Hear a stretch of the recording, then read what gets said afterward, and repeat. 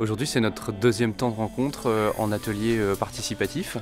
Et l'objectif, c'est de pouvoir concevoir et d'imaginer plusieurs scénarios de parcours de visite. Il s'agit d'entrer dans le concret, dans des idées un peu plus précises et de partager toutes nos idées, même les plus folles peut-être.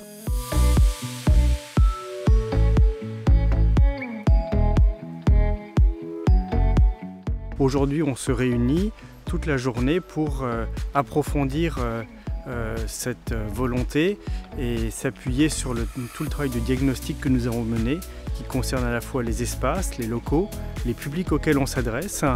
Des exemples pris à l'extérieur, on est notamment allé visiter l'abbaye de Cîteaux, qui est une démarche d'interprétation très intéressante, pour essayer de trouver une approche innovante.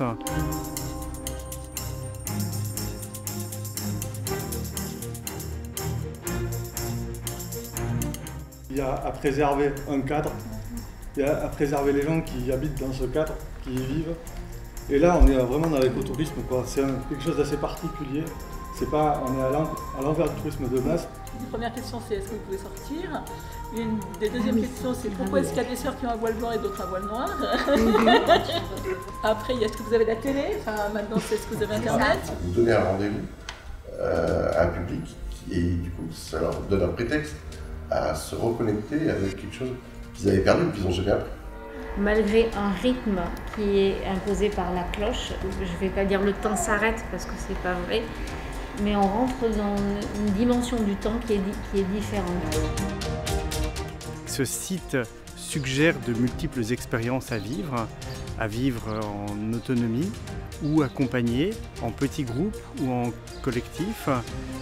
Il y a une limite, c'est qu'on est sur un site qui n'a pas, comme on peut l'imaginer quand on entend le mot abbaye, il n'y a pas des vestiges patrimoniaux, médiévaux à visiter. Mais l'intérêt, c'est que du coup, on va se concentrer sur l'essentiel. Et l'essentiel, c'est la vie de l'abbaye et l'expérience intérieure qui en découle. Il y a des choses qui se concrétisent un peu plus, qui se précisent. Et puis il y a des nouvelles questions aussi qui surgissent. Par exemple, est-ce qu'il faut qu'on adapte l'accueil qu'on fait aujourd'hui? Est-ce qu'il faut qu'on adapte notre magasin?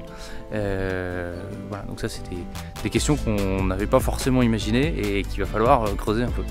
Je retiens l'idée que pour nous, accueillir, c'est de permettre aux gens de faire à leur mesure, à leur manière, une expérience de ce que nous pouvons vivre au monastère.